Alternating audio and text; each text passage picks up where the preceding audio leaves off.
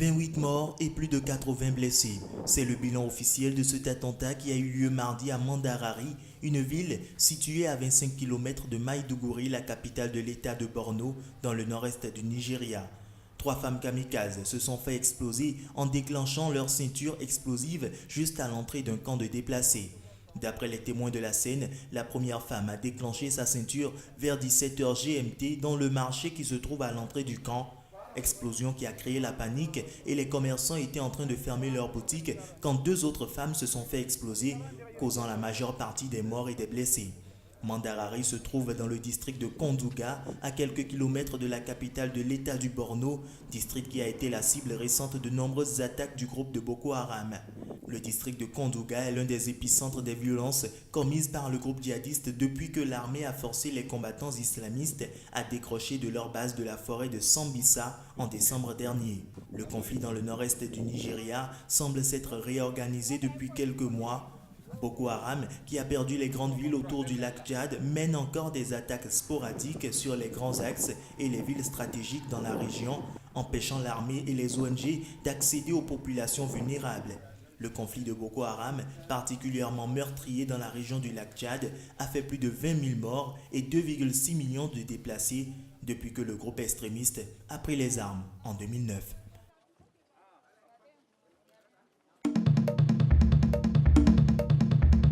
La visite des lieux a permis de faire un constat amer. C'était un assaut bien planifié et qui exprime la folie humaine, je dirais une folie meurtrière. C'est un acte odieux. Les adjectifs n'auront pas manqué au Premier ministre malien lors de sa visite à Tombouctou, au quartier général de la mission de l'ONU au Mali, MINUSMA, cible d'une attaque par des hommes armés qui a fait 9 morts, dont un casque bleu togolais et 5 agents de sécurité maliens. Selon un responsable du gouvernorat de Tombouctou, les terroristes étaient armés de grenades et de kalachnikov. Dès qu'ils sont arrivés devant l'entrée principale de la MINUSMA à Tombouctou, ils ont ouvert le feu sur les agents de sécurité d'une société de gardiennage qui travaille pour la MINUSMA, a-t-il affirmé. Le chef de la MINUSMA a condamné un acte lâche et ignoble.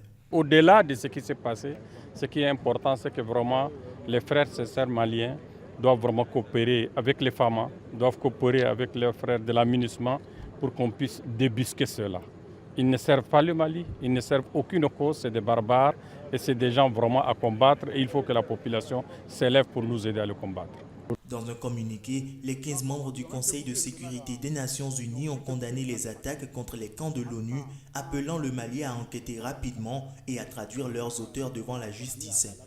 Revenant sur ces attaques et sur l'attentat produit dimanche au Burkina Faso, l'ambassadeur malien à l'ONU, Issa Konfourou, a souligné que ces actes criminels soulignent l'importance et l'urgence de créer une force conjointe entre pays du Sahel avec l'appui de la communauté internationale. Cette force de quelques 5000 hommes devrait être opérationnelle à l'automne, mais son financement est loin d'être assuré.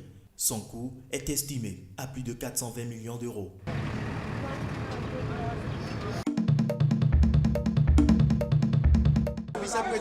Le bilan s'alourdit et passe désormais à 312 morts et des milliers de personnes disparues pour ces inondations qui ont touché lundi Freetown, la capitale de la Sierra Leone. Un bilan qui pourrait être encore plus élevé selon un membre de la Croix-Rouge déployé sur le terrain. 3 jours de pluie torrentielle ont provoqué lundi matin le glissement de tout un pan de la colline du quartier de Regent surplombant le centre de Freetown et des inondations dans toute la capitale qui abrite plus d'1 million d'habitants et dont les infrastructures sont notoirement insuffisantes. Ces inondations, qui font d'ores et déjà partie des plus meurtrières en Afrique au cours des 20 dernières années, ont tout ravagé. Les bidonvilles accrochés aux collines ou sur le littoral ont été balayés par des coulées de boue et des torrents d'eau dévastateurs. Cet habitant de Freetown a perdu 8 membres de sa famille.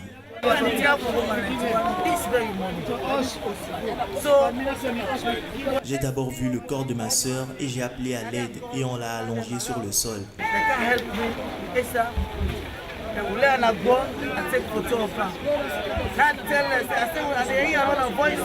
Puis j'ai entendu des gens pleurer. J'ai perdu toute ma famille.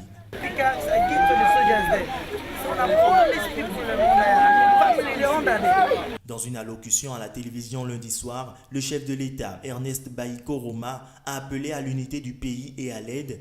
Notre nation est une nouvelle fois aux prises avec le chagrin, a-t-il affirmé. Plusieurs gouvernements étrangers ont promis leur aide, notamment le ministère israélien des Affaires étrangères, le commissaire de l'Union européenne à l'aide humanitaire et la secrétaire d'État britannique au développement international. Située en bordure de mer, la capitale de la Sierra Leone est frappée chaque année par des inondations qui entraînent leur lot de maladies, dysenterie et choléra notamment. En septembre 2015, des inondations avaient fait 10 morts et quelques 9000 sans-abri dans la capitale de ce petit pays anglophone d'Afrique de l'Ouest, classé 179e sur 188 dans l'échelle 2016 du développement humain des Nations Unies.